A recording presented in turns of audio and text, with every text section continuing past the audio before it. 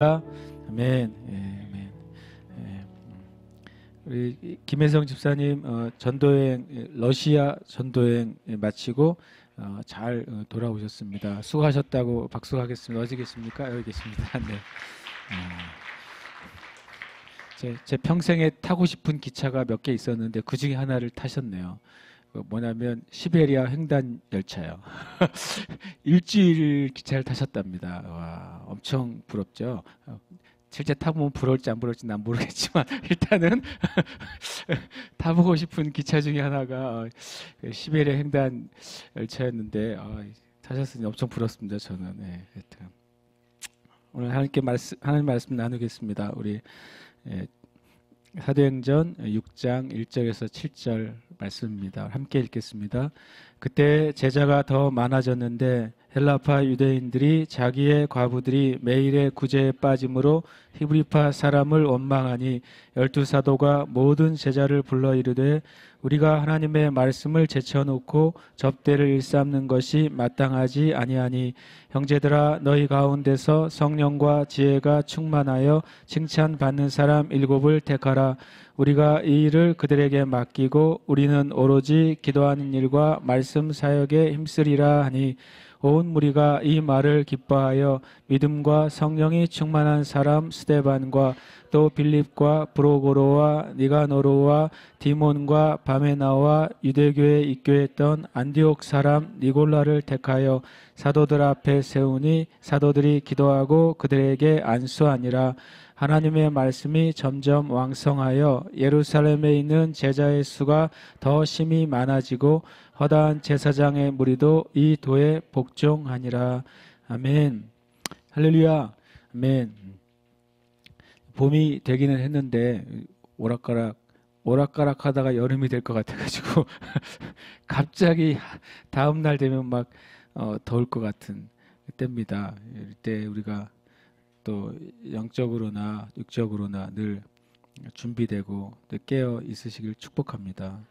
여러분 4월, 5월, 6월은 굉장히 우리 이 대한민국의 중요한 시간들이라고 말씀드리고 우리가 이때 기도하는 교회와 또 기도하는 그 성도들이 하나님 은혜를 입을 거라고 이렇게 말씀을 나누고 있는데 여러분 기도하고 계십니까? 기도하시길 축복해요. 왜냐하면 보통 어떤 기도 제목은 다른 사람을 위한 기도가 있지만 실은 지금 나라와 민족을 위한 기도는 그냥 우리 자신을 위한 기도예요. 또 나라 민족을 위한 기도는 우리의 부모나 우리의 자녀나 우리가 사랑하는 사람들을 위한 직접적인 기도입니다. 그래서 뭐 남북 회담이 있었고 또 미북 회담이 준비되고 있는데 또 곧 이제 한미 회담도 이제 준비되고 있지 않습니까? 이 대한민국이 어떤 형태로 흘러갈지 실은 아직은 예측할 수가 없고 저마다 이래 정치적으로 또는 이런 것을 저마다 다 분석하고 예측하는데 다들 얘기하시는 것이 조금씩 다른 것 같아요. 결국에는 하나님이 어떻게 하실지 잠옷 굉장히 궁금합니다. 성경의 구약의 역사를 봤을 때 최악의 결과가 나왔지만 때로는 그 안에 하나님의 예측할 수 없는 하나님의 비밀이 있었을 때가 굉장히 많았고 때로는 또 표면적으로는 굉장히 나라가 부강하고 부유했는데 하나님의 판단은 굉장히 부정적이었을 때도 있었어요. 예를 들어서 아합 왕은 성경적으로는 가장 부정적인 왕으로 알려져 있고 가장 악한 왕으로 알려져 있는데 실제 역사 가운데는 아합 왕 시절이 정치적으로 가장 평안했던 시즌이었어요. 놀랍게도. 그러니까 성경에는 그 아합 왕과 엘리야의 그 영적인 싸움에 대해서 많이 나와 있지만 실제 역사 가운데는 아합 왕 때는 가장 주변 왕들과도 사이가 좋았고 또 놀랍게도 또 그 나라가 그렇게 어려움을 당하지 않았었어요. 그런 걸 보면 굉장히 하나님의 기준과 또는 이 땅에 있는 실제 환경과 조금 다를 때가 있는 것을 알 수 있어요. 다윗이 위대한 왕이잖아요. 근데 다윗이 40년간 내내 싸웠다는 사실을 아십니까? 다윗 같은 왕을 주세요. 그러면 되게 좋은 것 같은데 40년간 전쟁해야 돼요. 다윗은 40년 내내 전쟁을 했어요. 그러니까 하나님이 다윗이 그렇게 성전을 짓고 싶었는데 하나님이 다윗에게 성전을 짓지 못하게 하시고 그 아들 솔로몬에게 짓게 하신 이유 중에 하나를 뭐라고 말씀하셨어요? 너는 너의 손에 너무 많은 피를 보았기 때문에. 왜냐하면 40년 동안 다윗은 이스라엘을 지키고 그 하나님의 약속을 성취하기 위해서 이스라엘을 대적하는 원수들과 끊임없이 싸워야 됐고 그 가운데 많은 부하들 잃기도 하고 땅을 빼앗기도 하고 뺏기기도 하는 수많은 전투에 참여했었거든요. 그렇게 보면 우리가 보는 이런 우리가 그냥 우리 피부로 느껴지는 평안 또는 피부로 느껴지는 부흥 또 피부로 느껴지는 어떤 안정이나 그런 것과 성경에서 하나님이 보시는 관점에서는 때로는 다를 수도 있어요. 그래서 이스라엘 역사의 가장 슬픈 사건이 뭐냐면 바로 성전이 무너진 사건이잖아요. 성전이 무너졌어요. 그리고 완전히 불타버렸어요. 그것은 굉장히 가장 이스라엘 전 역사 가운데 치욕적이고 가장 슬픈 날이에요. 성전이 무너진 날을 지금도 유대인들이 지키면서 애곡을 하거든요. 근데 성경은 뭐라고 표현했냐면 하나님의 전을 느부갓네살에서 그들에게 하나님 전에 있는 기물들을 보관했다라고 표현해요. 성경은. 유대인이나 성경 이스라엘 사람들로서는 도저히 아니 왜 그냥 내버려 두시면 되시지 성전을 왜 그 바벨론의 신전 안에 그 모든 성전의 기물을 보관했다고 성경에는 말씀하고 있냐는 거죠. 그것은 뭐냐면 이스라엘 만약에 바벨론이 이스라엘을 쳐서 성전을 무너뜨리고 그 안에 있는 모든 성전 기물들을 가져다가 자신들의 신전 그러니까 세상에서 가장 강력한 대제국의 보물창고에 넣어놨거든요. 그래서 안 사라진 거예요. 성전의 기물들이. 나중에 고레스 왕 원년 때 표현이 그렇게 돼 있어요. 하나님이 보관했던 그것을 꺼내다가 가지고 왔다. 굉장히 우리가 보는 관점과 완전히 다른 관점의 설명은 실은 성경에서 이미 하고 있어요. 우리가 보고 있는 관점과 하나님의 관점은 때로는 정말 다르다는 것보다 차이가 있다는 것을 느끼게 돼요. 그래서 이 대한민국에 일어나는 많은 어쩔 때는 우리가 볼 땐 긍정적인 일도 있고 부정적인 일도 있지만 그러나 하나님이 이 대한민국 역사를 그래도 이 나라가 5천 년이나 이 민족이 유지되고 있는 민족이란 말이죠. 몇 민족 안 돼요. 그런 민족이. 그런데 하나님이 무엇을 하실까 하는 그런 저는 궁금증이 있고 또 하나님이 하실 일에 대한 기대를 또 갖기도 해요. 그 말은 반대로 사람이 하는 일에 대해서 별로 기대가 없다는 거예요. 한편으로는 우리가 지금 때는 이렇게 기도해야 될 좋은 시기라는 사실을 여러분 붙잡으셨으면 좋겠고 특별히 이번 주 수요일, 목요일 김성욱 대표께서 오셔서 어쨌든 그분은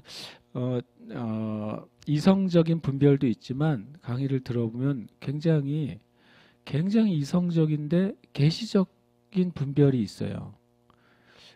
그분이 어디서 말하기를 그분 그 가족들의 증언에 의하면 나라를 위해서 기도할 때는 그 장롱 속에 들어가서 기도한대요. 장롱에 들어가서 문을 닫고 그 안에서 막 엄청 울부짖으면서 나라를 위해 기도하신다 그래요. 그런 사람 별로 없잖아요. 실제로 저도 장롱에 들어가서 기도하진 않거든요. 근데 정말로 간절하게 기도하는 거예요. 나라를 위해서. 그래서 이 수요일, 목요일 여러분 주변 분들에게 또 알리시고 또 이제 극도방송에도 주중에는 지금 광고를 내려고 하거든요. 여러분 알리셔서 수요일, 목요일은 특별히 성령 강림 우리가 기도회 때 더 좀 오셔서 듣고 또 기도할 수 있는 그런 소스를 좀 우리가 받는 시간이 되셨으면 좋겠습니다. 오늘 말씀에 보면 참 제목이 성경에 보면 의외로 짝이 맞지 않은데 이렇게 한 자리에 있는 단어들이 생겨요. 그것은 이제 갈등이란 말과 부흥이란 단어는 원래는 이제 딱 호응이 되는 말은 아니죠. 갈등이 있으면 갈등의 결과는 싸움이잖아요. 보통 갈등이 커지면 싸움이 일어나게 되고 싸움이 커지면 무엇인가 무너지거나 분열되거나 헤어지게 된단 말이죠. 그런데 이 사도행전 이 6장에 있는 갈등은 굉장히 우리가 예상하는 것보다 훨씬 더 좋은 결과로 이제 끝이 맺어지는 갈등이에요. 그래서 갈등의 내용이 뭔지, 성령님에 의해서 교회가 생겼단 말이죠. 또 성령님의 권능이 엄청나게 임해서 교회가 생겼어요. 그러면 그 교회는 성령님이 시작하셨으니까 아주 잘 돼야 될 거 아닙니까? 그거 잘 됐습니다. 실제로 잘 됐는데, 그런데 그 안에서 또 갈등이 있었다고 성경은 말씀하고 있어요. 그래서 이것은 뭐 개인에게 적용할 수도 있고 우리 자신의 교회나 이 땅의 교회에 그대로 적용할 수 있는 말씀이 됩니다. 1절과 2절에 보면 그때 제자가 더 많아졌다. 왜 어떻게 많아졌습니까? 그들이 공의 위협에도 불구하고 생명에 대한 위협이 있었음에도 불구하고 말씀을 전하는 걸 포기하지 않고 말씀을 전했어요. 그랬더니 그 결과로 제자가 더 많아졌다고 그래요. 그리고 헬라파 유대인들이 자기의 과부들이 매일의 구제에 빠짐으로, 매일의 구제에 빠짐으로는 제외된다는 뜻이에요. 옛날에 저는 성경을 읽을 때 잘못 이해했던 구절 중에 하나인데, 매일 과부들이, 헬라파 유대인들이 자기의 과부들이 매일의 구제에서 제외돼서 히브리파 사람들을 원망했다. 이게 어떤 의미냐면, 초대교회가 이제 처음에 시작될 때 예수님의 제자들은 다 민족적으로 볼 땐 다 누굽니까? 유대인들이잖아요.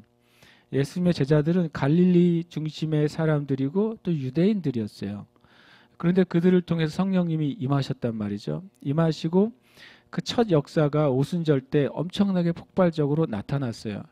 그래서 사람들이 수도 없이 많은 사람들이 모여들었죠. 그때 모여든 사람들은 그 6월절 절기에 디아스포라 유대인이라고 말하는, 그러니까 흩어져 있는 유대인들, 우리나라로 친다면 뭐 미국에 살고 있는 한국인들, 브라질에 살고 있는 한국인들, 뭐 저기 아프리카에 살고 있는 한국인들이 추석이 돼가지고 다 모였다고 생각하시면 돼요.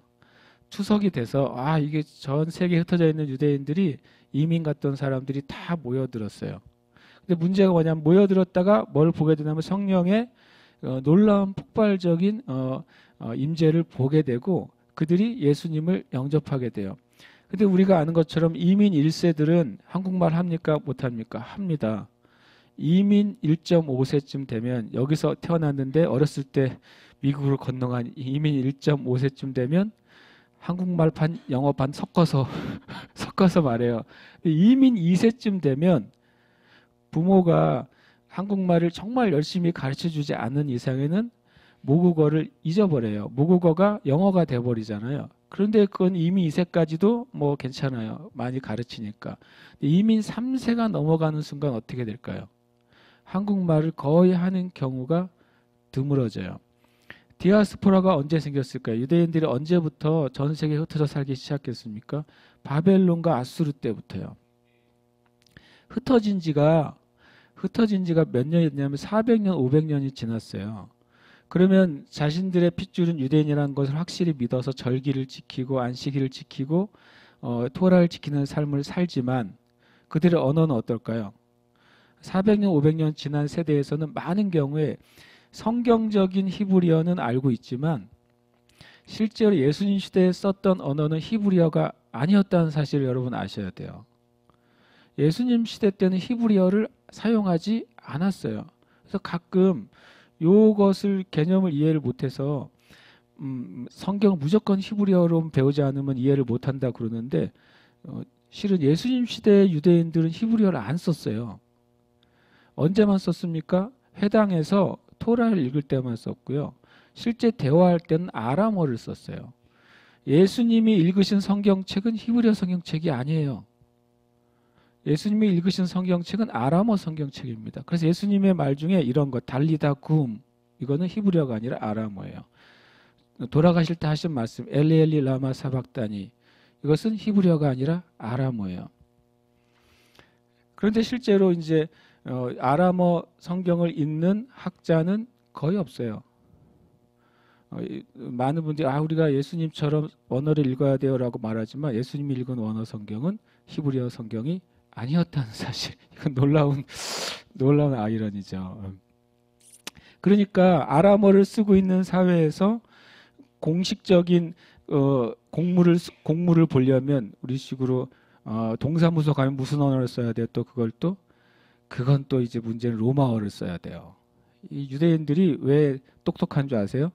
예배 드릴 땐 히브리어 썼다가 대화할 땐 아람어 썼다가 동사무소 가면 로마어를 써야 돼요. 그러니까 기본적으로 세계 언어를 그냥 살기 위해서는 써야 되는 환경이 유대인들이었고, 더더군다나 만약에 프랑스에서 살고 있는 유대인들은 예배 드릴 땐 히브리어, 고향에 가면 아람어, 로마어, 그 다음에 프랑스어 이렇게. 그래서 유대인들이 지금도 3개국어, 4개국어를 다 합니다. 그게 이제 실은 2000년 이상 흩어져서 디아스포라로 살면서 생긴 그 놀라운 능력이죠. 생존 능력이라고 저는 생각이 들어요. 그러니까 왜 일절의 상황이 왜 갈등이 될까? 갈등이 왜 될까? 이런 생각이 드는데 한번 생각해 보셔야 돼요. 처음에 예수님을 믿었던 이들은 유대인들이에요. 예루살렘에 살고 있는 유대인들. 근데 오순절 이후에 예수님을 믿은 유대인들은 어떤 유대인들이에요? 외국에서 살다 온 유대인들이에요. 그들을 보고 헬라파 유대인이라고 그래요.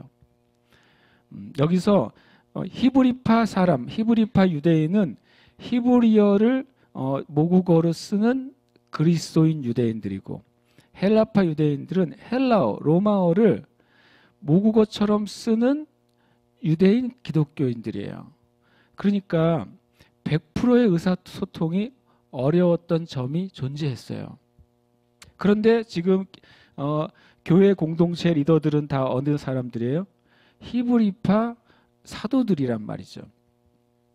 그러니까 그때 많은 예수님 믿은 사람 중에 과부들과 고아들이 있었고, 유대인들의 1순위의 구제의 대상은 공동체 안에 있는 고아와 과부들이었어요. 대부분 과부들이 고아를 데리고 있죠. 그런 경우가 많게 되죠. 아버지가 없을 때. 그래서 그들이 이제 구제를 하게 됐고, 사도행전 4장 5장에 보면 많은 이들이 구제를 위해서 헌금을 했고, 또는 바나바는 자기의 땅을 팔기도 했잖아요. 그런 일들이 있었고, 그런 헌금들이 사도들에게 헌금이 됐고, 그 헌금들이 이제는 가난한 자들에게, 특히 과부들에게 전달이 됐고, 그 중에서 또 하나 사역이 뭐였냐면 매일매일에 쉽게 말하면 급식소가 생긴 거예요. 과부들이 와서 식사를 할 수 있도록 급식소가 생기고 그 음식을 나누는 일이 생겼는데, 사도들이 그 일까지 겸해서 했었다는 거죠. 그런데 이제 말한 것처럼 소통에 한계가 있잖아요. 소통에 한계가 있고, 그 다음에 소통도 한계가 있지만 잘 모르는 수많은 헬라파 유대인들이 있었을 거 아니에요. 그러니까 수를 셀 때도 100%가 아니라 제외되는 사람들이 생기기 시작한 거예요. 그게 이제 첫 번째 이제 교회 갈등의 원인이었어요. 그러니까 또 거기다가 제자들이 갑자기 많아졌어요. 갑자기 많아지니까 12명의 사도가 그들을 다 일일이 챙길 수 있는 여력이 부족했어요. 그러니까 한번 이 갈등의 원인을 한번 정리해 보면, 첫 번째로는 갑작스러운 교회 성장 때문에 다 챙길 수가 없었다. 그 다음에 언어가 다른 경우가 있었기 때문에 소통이 완벽하지가 않았다. 그 다음에 세 번째 원인은 교회 리더들이 전부 유대인 리더들이었기 때문에 헬라인 제자들을 대변할 수 있는 지도자가 없었어요. 그 다음에 이제 네 번째 원인은 사역의 분담이 이루어지지 못했어요. 그러니까 제자 사도들이 쉽게 하면 밤낮으로는 기도하고, 낮에 가서 또 복음을 전하고, 갑자기 또 누구 뭐 나눠줘야 되면 나눠주고, 이렇게 정신없이 정말 정신없이 돌아갔죠. 교회는 성장하고 있었지만 사도들은 정말 쉴 틈이 없이 많은 일을 해야 됐고, 그러다 보면 제자들이 더 많아지고 교인이 많아지니까 그들을 섬기는 일에 더 많은 시간과 힘을 할애하게 되고, 반대로 기도하고 말씀을 연구하는 시간은 자연적으로 줄어드는 그런 현상이 나타나게 됐어요. 그러니까 그것이 나중에 마귀가 그것을 좋은 뭐로 삼았냐면 틈으로 삼아서 이 과부들이 헬라파 과부들이 한 번 이렇게 식사를 거르면 그 정도야 은혜로 아 그래 바쁘셨나 보다. 그런데 한 번 더 걸르면 그래 뭐 기도하지. 그러다가 이제 몇 끼 더 굶게 되면 이제는 어떻게 될까요? 이제 이 원망이라는 단어가요. 공귀르모스라는 단어인데요. 뭐냐면 불평을 늘어놓다라는 뜻이에요. 원망이라는 단어가. 그러니까 불평하게 되는 거예요. 처음엔 불평으로 시작하진 않았겠죠. 아, 왜 이렇게 힘이 없어? 그랬더니 아, 밥을 못 먹어서. 왜 못 먹었어? 아, 저기 그 배급을 못 받았어. 이렇게 되는 거죠. 왜 못 받았어? 그러면 아, 사도님이 나한테 신경을 안 쓰네. 이러면서 이러면서 그게 뭐가 돼요? 전달되면서 성령의 공동체였지만 놀랍게도 불평이 퍼지기 시작했어요. 불평이 퍼지는 것을 막지 않으면 어떻게 될까요? 그게 쓴뿌리가 돼요. 쓴뿌리는 열매를 맺게 돼 있어요. 쓴뿌리는 열매를 맺고 그것은 다른 사람을 더럽힌다고 성경엔 말씀하고 있어요. 12사도가 그것을 다뤄야 될 만큼 이 원망이 굉장히 퍼지게 된 거죠. 놀랍게도 그 교회에는 갈등이 있느냐?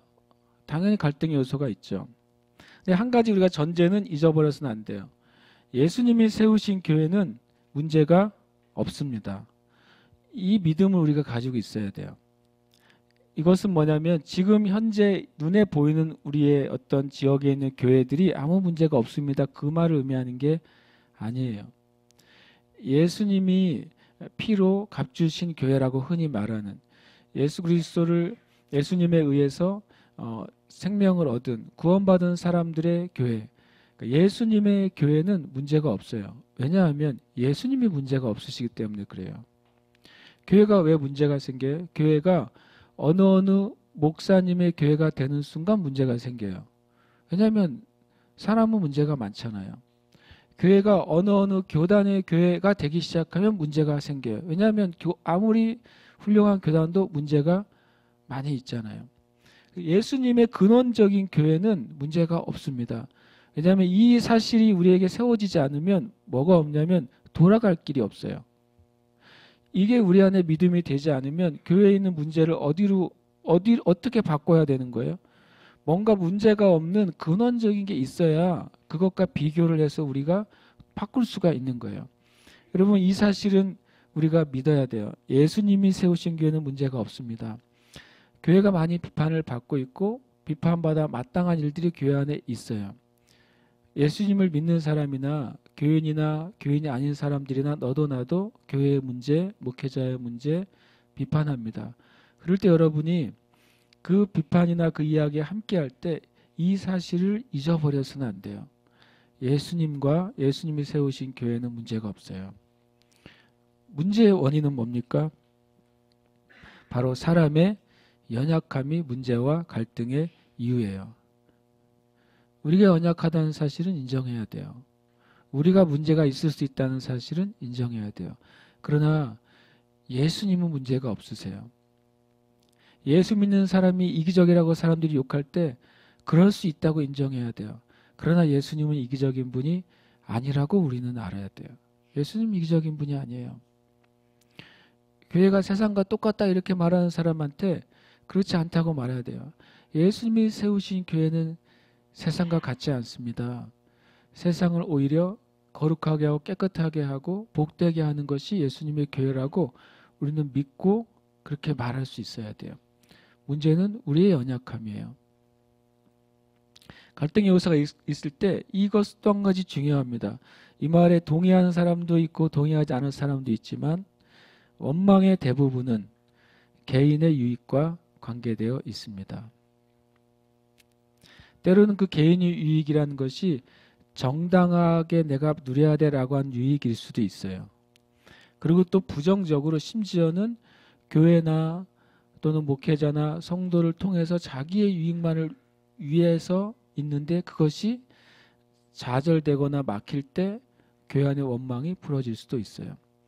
그러나 어쨌든 성경은 주님의 공동체에 있는 원망의 대부분은 개인의 유익과 관계되어 있습니다. 이것은 죄의 영역은 제가 빼고 말하는 것입니다. 왜냐하면 어떤 누구의 분명한 죄, 어느 사역자의 분명한 죄, 교회의 분명한 죄는 원망의 개념이 아니라 하나님 앞에 무엇이 옳은지 그른지 분별해야 될 부분이에요. 원망은 그것과 좀 다른 거예요. 불평을 늘어놓는 것은 대부분은 개인의 유익과 연관이 돼 있어요. 그래서 여러분과 제가 성숙하게 되면 우리가 교회 안에 분별은 있지만 원망은 사라지게 될 거예요. 왜냐하면 성숙해질수록 원망을 뛰어넘는 이해와 사랑이 우리를 다스리게 되기 때문에 그래요. 2절부터 3절에 보면 이 갈등의 해결 방법에 대해서 우리가 말해요. 12사도가 모든 제자들을 부릅니다. 그래서 이런 표현을 합니다. 첫 번째 표현이 우리가 하나님의 말씀을 제쳐놓고 접대를 일삼는 것이 마땅하지 않다.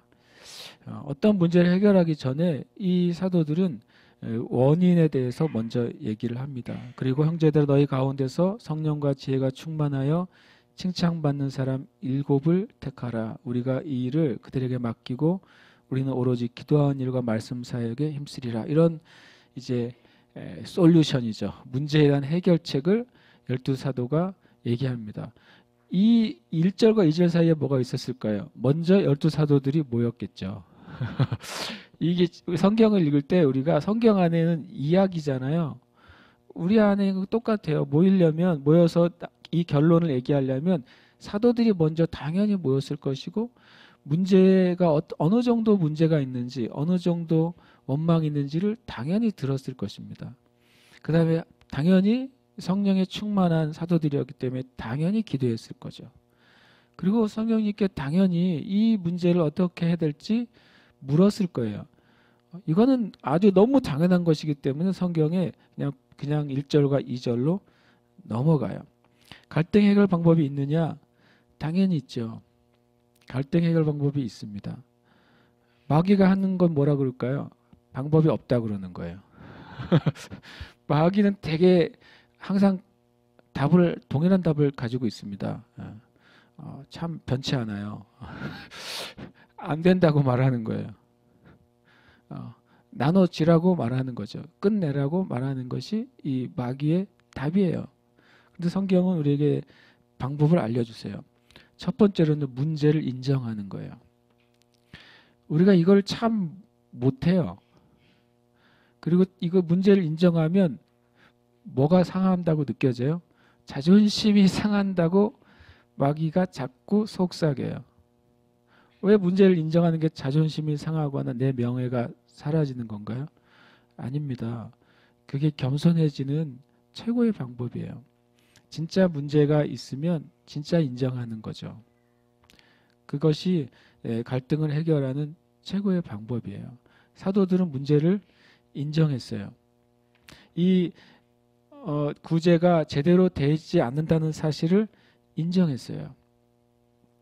그 사도들도 실수가 있다는 사실을 인정한 거예요.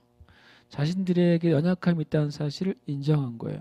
자신들의 힘의 한계, 지혜의 한계가 있다는 사실을 인정했어요. 이 인정하는 것 자체로 어쩌면은 갈등에 묶였던 것이 풀어지기 시작할 수 있어요. 우리가 서로에게 갈등이 있다는 사실을 인정할 때 그때 마귀가 오히려 묶었던 것이 풀어져요. 이것은 참 은혜가 필요한 것 같아요. 우리가 마음이 온유하고 부드러워야 문제를 인정할 수 있더라고요. 내가 마음이 내 중심으로 꽉 차 있으면 그 문제를 받아들이거나 인정하기가 참 어렵다는 걸 우리가 경험하게 돼요. 두 번째 갈등 해결 방법은 우선순위를 정했어요. 이 사도들이 참 탁월하다고 느낀 게 제가 이 부분이에요. 뭐라고 표현했냐면 우리가 본 것처럼 2절에 보면 하나님의 말씀을 제쳐놓고 접대를 일삼는 것. 이게 이제 한국말 표현이 조금 그런데 사도들이 말한 것은 말씀 사역이 구제 사역보다 더 중요한 것이다 이런 개념이 아니에요. 사도들에게 있어서 하나님이 주신 사역의 우선순위를 자신들이 놓치고 있었다는 걸 깨달았어요. 하나님이 우리에게 각자의 직임과 직분을 주셨다면 그 직임과 직분에 따른 우선순위가 당연히 생기는 거죠. 그렇죠. 그것을 우리가 깨닫지 못하면 때로는 순서가 바뀌어져요. 제가 자주 말씀드리지만 그리스도인들에게 삶의 우선순위는 성경에서 첫 번째로 하나님이라고 말하고 있습니다. 하나님과의 관계를 놓치면 그리스도인들은 실은 다 놓치는 거예요. 두 번째 우선순위는 가족이에요. 하나님 다음에 가족이에요. 그 사실을 잊어버리시면 안 돼요. 그런데 반대로 이런 경우 있어요. 나 가족이 우선순위야. 근데 가족을 우선순위로 하다 보니까 하나님과 관계가 끊어진다. 이건 잘못된 우선순위예요. 하나님과의 관계가 놓아지지 않는 상태에서 그 다음에 우선순위가 가족인 거예요. 그 다음에 세 번째 우선순위. 가족 안에는 남편이나 아내, 자녀입니다. 가족 안에 들어가는 순서는. 그 다음에 우선순위는 뭐냐면 그 다음에 성경은 예수님의 몸인 교회라고 말씀하고 있어요. 하나님, 가정, 그 다음에 교회예요. 왜냐하면 교회는 기관이 아니라 몸이에요. 그래서 우선순위라고 말씀하시는 거예요. 그 다음에 네 번째가 뭐냐면 사역이에요. 그게 여러분의 비전이나 부르심이에요. 저는 그렇게 성경에서 믿어요. 근데 많은 이 땅에 그리스도인들이나 또는 많은 사역자들이 하나님을 우선순위로 두는 데는 다 이의를 가지지 않더라고요. 그런데 놀랍게도 많은 특별히 대한민국의 목사님들은 하나님 다음에 교회나 사역을 곧장 순서로 놓아요. 그 순간 많은 것이 무너지게 되고 때로는 교회나 사역이 성취됐을 때 나중에 가족이나 하나님 주신 다른 삶이 무너졌을 때가 너무나도 많은 것을 보게 돼요. 사도들이 이 우선순위를 정했어요. 우리에게는 하나님이 우리에게 주신 직임에 있어서는 말씀을 전하고 기도하는 것이 우선순위입니다. 그래서 그 기준으로 볼 때는 우리가 이 봉사와 구제 사역에 더 많은 시간을 드리는 것이 합당하지 않다고 말을 했어요. 그리고 세 번째 갈등 해결 방법이 뭐였냐면 영적이고 지혜로운 성숙한 리더들을 세우자고 제안했어요. 그 기준이 굉장히 훌륭합니다. 뭐라고 되냐면 3절에 보면 너희 가운데서 그랬어요. 저는 제일 좋은 교회 안에 지도력이 세워지는 것은 같은 교회 안에서 세워지는 거라고 저는 생각해요. 그러니까 우리나라의 중대형 교회들의 고질적인 변치하는 사실 하나 있잖아요. 목사님을 새로 이렇게 모셔올 때 첫 번째 기준이 뭔지 아세요? 우리나라는요. PhD, 신학 박사, 철학 박사, 박사학위가 있어야 돼요. 우리나라 기독교 신문에 보면 목회자 청빙 공고에 진짜 놀라울 정도로 1번이요. 학위예요, 학위. 그래서 제가 제 눈을 의심했어요. 학위가 잘못된 것도 아니고요. 공부하는 건 당연히 좋은 것이고 그 공부한 목사님들은 귀하신 분들이죠. 근데 교회의 기준이 그게 됐다는 것이 타락의 증거예요. 교회가. 타락했다는 증거가 목회자를 청빙할 때 1순위를 학위로 보는 것이 타락의 증거예요. 근데 이 대한민국 그렇게 교회가 되어버렸어요. 다시 말씀드리면 외국에서 공부하고 박사학위를 받으신 그 목사님들이 잘못된 게 아니에요. 그분들은 귀한 분들이에요. 기준이 잘못된 것이죠. 그래서 성경의 기준은 놀라워요. 뭐라고 되어 있냐면 성령과 지혜가 충만하고 칭찬받는 사람이라고 표현했어요. 성령과 지혜가 충만한지 어떻게 알죠? 어떻게 알까요? 그의 삶을 통해서 나타나는 거예요. 성령 충만함의 표적이 나타나거나 성령 충만함의 열매, 사람의 성품의 열매가 나타나고 그리고 리더십이 나타나고 영적인 권위가 나타나는 것은 보여지고 알려지게 돼 있어요. 우리가 10명이 모여서 일을 하더라도 어떻게 일해야 될지 서로 의논할 때 그것을 좋은 것을 제안하고 그것을 잘 이끌어가는 사람이 자연스럽게 생기지 않습니까? 그렇게 나타난다는 거예요. 성령과 그 지혜는 나타나게 돼 있어요. 그런 성숙한 리더들이 세워지면 세워질수록 갈등은 해결되는 거예요. 그다음 갈등 해결 방법에 마땅히 해야 될 일에 집중하는 것이 갈등을 해결하는 방법이에요. 여러분 보시면 우리 갈등을 해결하는 우리의 방법은 뭡니까? 우리 한번 밤새도록 토론해 봅시다 이러잖아요. 갈등을 해결하자고 토론하면 토론하는 중에 한 가지 갈등을 해결하고 토론하다가 10가지 갈등의 문제가 있다는 사실을 깨닫게 돼요, 우리는. 근데 놀랍게도 이 초대교회는 문제를 먼저 인정합니다. 그리고 하나님의 기준에서 우선순위를 정해요. 그 다음에 정해진 우선순위에 의해서 그 일을 해야 될 사람들을 세워요. 그 다음에 각자 뭐에 집중해요? 마땅히 해야 될 일에 집중하는 거예요. 그렇게 하는 동안에 교회 안에 있는 갈등이 실은 사라졌어요. 굉장히 훌륭한 성경의 그 지혜예요. 그리고 예수님이 세우신 교회의 훌륭한 지혜예요. 여러분 개인도 한번 생각해 보세요. 여러분의 삶에 뭔가 내 심령에 뭔가 불만족한 영역이 있을 수 있잖아요. 나는 지금 가만히 앉아 있어도 100% 충만해. 마치 내 스마트폰이 완충될 때처럼 내 마음이 그래. 100%딱 뜨잖아요. 완충이 되면. 그것처럼 내가 영적으로 육적으로 충만해. 여기 그런 계신 분이 있으면은 뭐 안 들으셔도 돼요. 그러나 그렇지 않다면 그럼 이제 문제를 주님께 구해야죠. 주님 문제가 뭐예요? 내 심령에 내가 채워지지 않는 문제가 뭐예요? 내 삶에 뭔가 나의 삶에 기쁨이 충만하지 않은 문제가 뭐예요?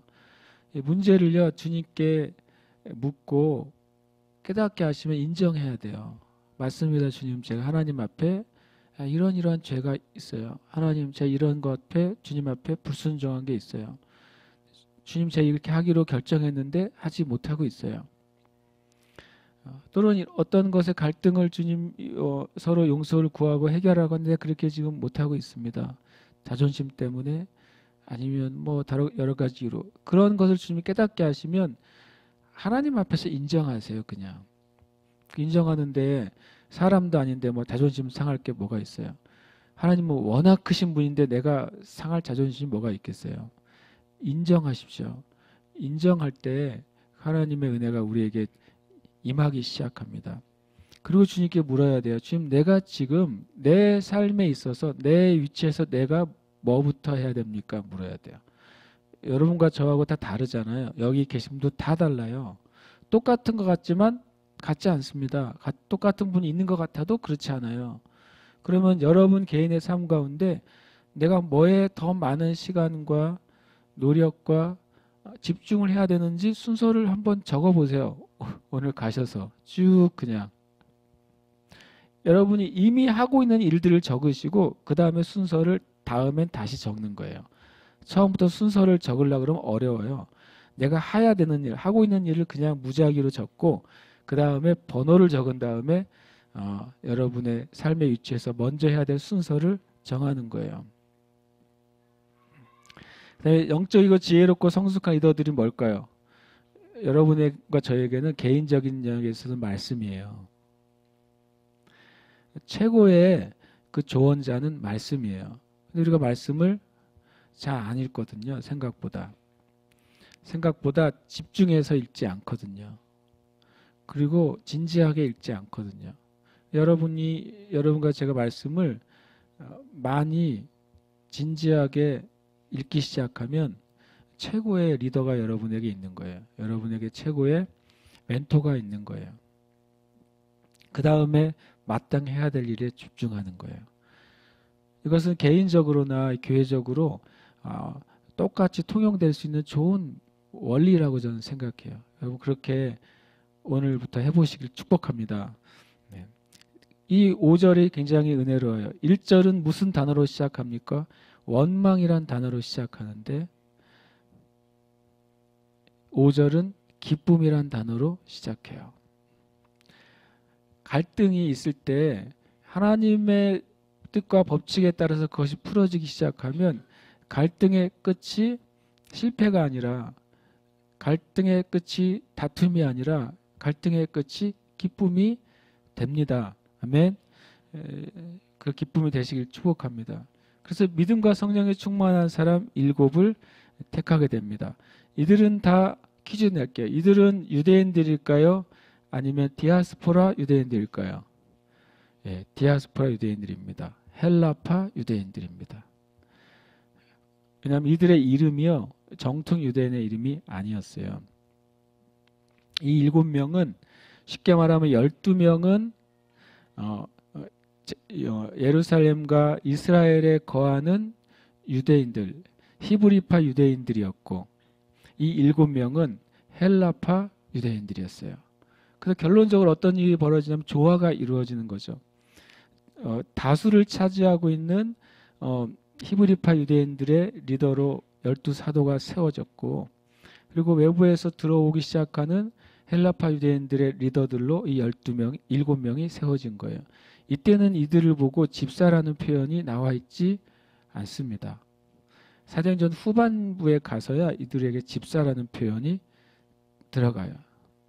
성경에 우리가 보통 안수집사라의 기원을 6장 5절을 많이 두는데 뭐 틀렸다고도 할 수 없지만 처음부터 이들을 집사님이라고 부르지 않았다는 걸 알 수 있어요.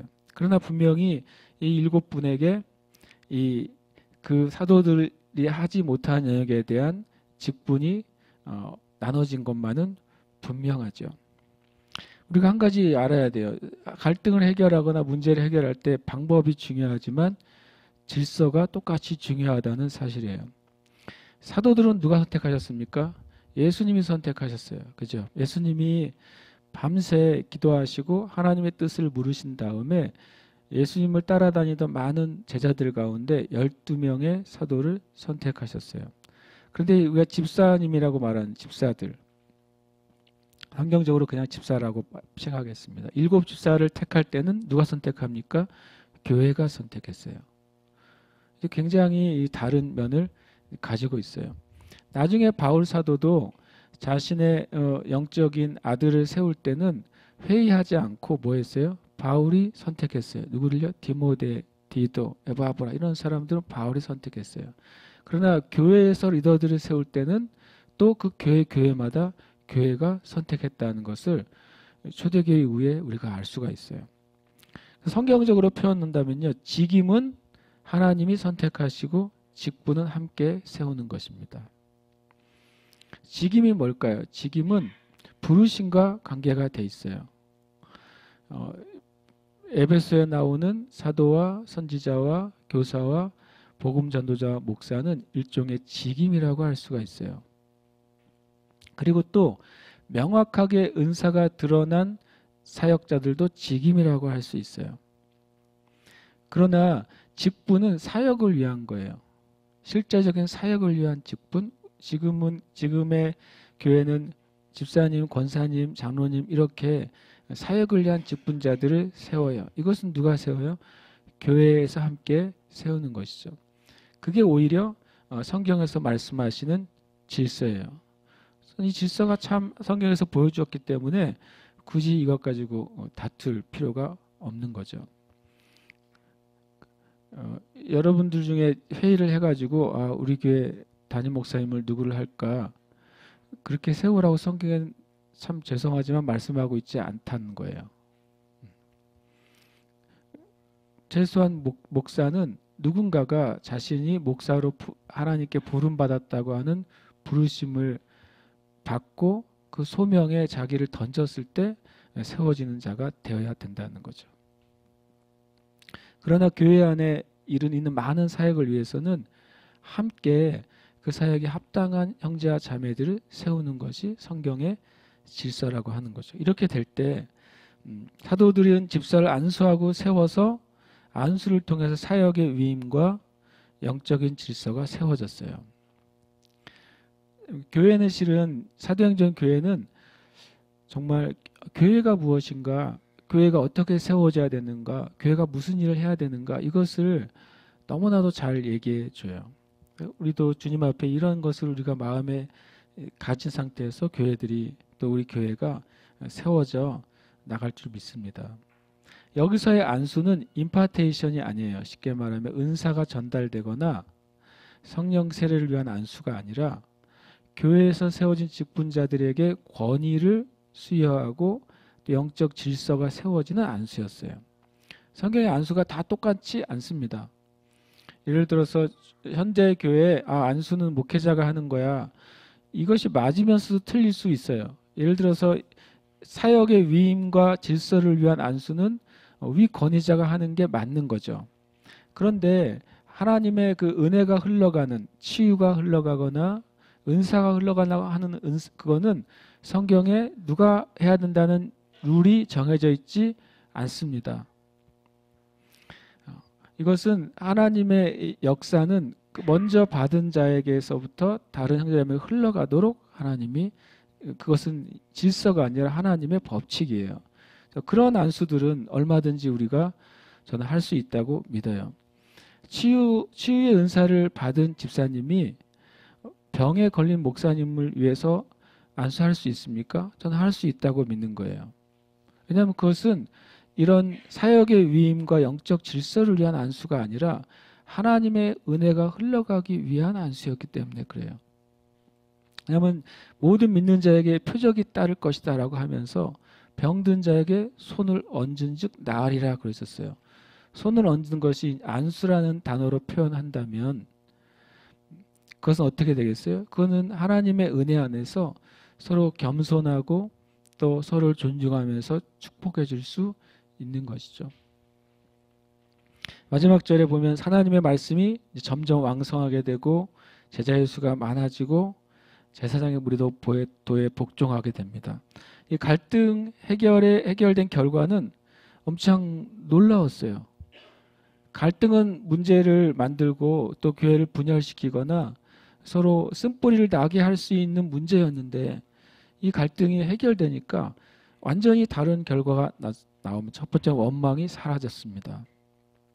기쁨으로 바뀌었어요. 원망이 기쁨으로 바뀌게 됐고 그 다음에 말씀의 사역이 왕성하게 됐습니다. 왕성이란 말이 아독사노라는 헬라어를 사용하더라고요. 그 뜻이 뭐냐면요. 계속 퍼진다는 뜻이에요. 왜냐하면 그럴 수밖에 없는 게 사도들이 그동안은 갑자기 제자들이 많아지고 할 일이 많아지니까 뭐 기도하다 말고 나가서 누굴 도와줘야 되고 또 말씀을 전하자마자 가서 또 구제 사역을 해야 되고 하는 많은 필요들의 시간을 썼다가 이제는 이것이 우선순위에 의해서 질서가 잡히니까 이제는 사도들이 전적으로 기도하고 말씀 앞에 나가는 시간이 많아졌겠죠. 그 결과로 말씀 사역이 당연히 왕성하게 되었다는 거죠. 그 다음에 그 결과로 또 제자의 수가 증가했어요. 복음서와 또 이 신약에 나오는 단어 중에 두 가지가 있어요. 예수님을 따라가거나 믿는데 두 종류의 사람이 성경에 나와요. 하나는 무리라는 단어가 나오고요. 하나는 제자라는 단어가 나와요. 그것은 수와 관계 있는 게 아니라 관계와 관계가 있는 것이죠. 무리가 더 물론 수적으로 많은 느낌이 있어요. 제자는 그 중에 뽑혀진 사람이라는 느낌도 있어요. 그러나 신약에 와서는 특별히 사도행전 이후에는 그런 개념이 아니라 그들이 주님과 얼마나 관계가 깊은가에 따라서 제자와 무리로 갈려지게 되는 거예요. 이 땅에도 마찬가지겠죠. 교인이라고 불릴 수는 있지만 하나님 편에서 보실 때 이 교인이 그냥 신앙의 삶을 사는 무리인가 아니면 자신의 삶 전체가 예수님의 모양을 따라 내가 살기로 결정한 제자인가 이것은 달라지는 것이죠. 그런데 놀랍게도 이 갈등이 해결된 뒤에 사람의 교인의 숫자가 늘었다고 말하는 것이 아니라 제자의 수가 증가했다고 기록하고 있는 거예요. 그래서 굉장히 중요한 것이죠. 지금 이 세대도 교인의 수가 기독교 인구가 늘었다 줄었다는 하나님 편에서 볼 때는 별로 중요하지 않은 숫자인 거예요. 정말 중요한 숫자가 뭐겠어요? 이 땅에 주님을 정말로 믿고 성경의 진리대로 살려고 하는 말씀대로 살려고 하는 제자가 얼마인가? 참 감사하게도 우리가 그것을 셀 수가 없어요. 주님만 세세요. 제자의 수가 몇 명인지는 주님만 세세요. 이것이 갈등이 해결된 결과였어요. 마지막으로 복음에 반대하던 복음의 대적자들인 제사장들도 이 도에 복종하게 되었습니다. 교회 안에, 주님의 몸된 교회 안에 숨어있던 갈등을 해결할 때 놀랍게도 원수가 공격하지 못하게 되고 원수편에 있던 자들이 주님께로 돌아왔다는 거예요. 이 1절과 7절은 굉장히 이 땅의 교회에게 주시는 하나님의 지혜라고 저는 생각이 들고 우리 자신에게도 이것은 하나님의 지혜라고 믿습니다. 우리가 함께 이 시간 기도하기를 원합니다. 기도할 때 오늘은 제가 설교라기보다는 성경 공부를 했어요. 그죠? 근데 전 성경 공부가 더 중요하다고 생각해요. 예수님의 사역이 세 가지였잖아요. 프리칭, 티칭, 힐링. 선포하시고 가르치시고 고치시고. 사도들의 사역도 똑같았어요. 바울 사도의 사역 똑같았어요. 바울 사도가 어느 지역에 들어가면 회당에 가서 말씀을 가르쳤다. 강론했다. 심지어는 1년, 2년씩 말씀을 가르쳤어요. 여러분, 우리가 주님 앞에 말씀을 배우고 가르치는 사람들이 되기를 축복해요. 내 생각을 가르치지 않고 성경의 말씀 우리가 서로 가르칠 수 있으면 너무나도 좋겠습니다. 시간 기도할 때 하나님, 이 교회 안에도 우리에게도 연약함이 있습니다. 나에게도 연약함이 있습니다. 그것이 주님 갈등의 원인과 또 갈등의 뿌리가 되지 않게 해주시옵소서. 우리가 주님 앞에 서로 겸손하게 성령의 인도하심을 받는 교회가 되게 해주시고 우리가 개인의 관계 가운데서도 하나님 우리가 서로가 서로를 받아주며 또 우리 연약함을 인정하며 내 눈에 있는 들보를 가지고 먼저 주님께 나아가서 주님, 내 안에 있는 들보를 해결해 주시옵소서. 내 안에 있는 이 죄를 먼저 해결해 주시옵소서. 내 안에 있는 문제가 주님 앞에 해결되고 그리고 사랑하는 마음으로 다른 형제와 자매의 문제들을 섬기고 돕는 이 교회가 되게 해달라고 우리가 합심해서 기도하겠습니다. 아버지 하나님, 주님께 영광과 찬양 올려드립니다. 하나님, 우리가 하나님 안에서 우리 자신을 먼저 보는 자들이 되기를 원합니다. 우리가 하나님 안에서 하나님 나에게 연약함을 인정하는 자들이 먼저 되기를 원합니다. 주님, 내 삶 가운데 하나님 나의 심령 안에 나의 아버지의 생각과 말 안에 얼마나 부족한 것이 많습니까? 하나님, 주님 말씀하신 것처럼 먼저 내 눈에 들보를 빼어내고 그러고 나서야 밝히 보고 형제의 눈 속에 있는 티를 빼어내라고 말씀하신 것처럼 하나님 교회 안에 놀라운 주님의 은혜가 계속해서 주님 흘러가게 하여 주시옵소서. 하나님, 우리 안에 하나님 연약함들의 주님 끊어지게 해주시고 하나님 영적인 연약함, 삶의 연약함, 또 하나님 아버지 대대로 이어내는 연약함들이 완전히 재고 끊어지는 은혜가 하나님 교회 안에 차고 넘치도록 주여 은혜 내려 주시옵소서. 하나님의 뜻이 무엇입니까? 주님께서 말씀하신 그 말씀 안에 하나님의 뜻과 계획과 기준과 진리가 세워져 있지 않습니까? 하나님 아버지, 우리가 주님의 진리를 보면서도 보지 못하고 들으면서도 듣지 못하고 하나님 우리의 마음만에 깨닫지 못하는 하나님의 미련함을 주님 제거해 주시고 그것이 거풀이 완전히 벗겨지고 하나님의 말씀을 주님 우리가 맨눈으로 보며 하나님의 말씀을 심령으로 받는 저희가 될 수 있도록 주여 은혜를 베풀어 주시옵소서. 주의 권능이 하나님 우리의 생각과 마음과 입술을 사로잡으시는 그 은혜 안으로 들어갈 수 있도록 주님 역사하여 주시옵소서. 아멘. 주님 감사합니다. 아멘. 아멘. 주님 감사합니다. 우리가 이 말씀에 믿음과 겸손함으로 반응하는 교회가 되게 하여 주시옵소서. 시간 또 감사함으로 드리는 예물에 주님 복되게 하시고 형제자매들의 그 손으로 하는 일이 주님 형통케 하시며 하나님의 큰 은혜가 가정마다 부어지게 하여 주시옵소서. 예수님의 이름으로 기도합니다. 아멘.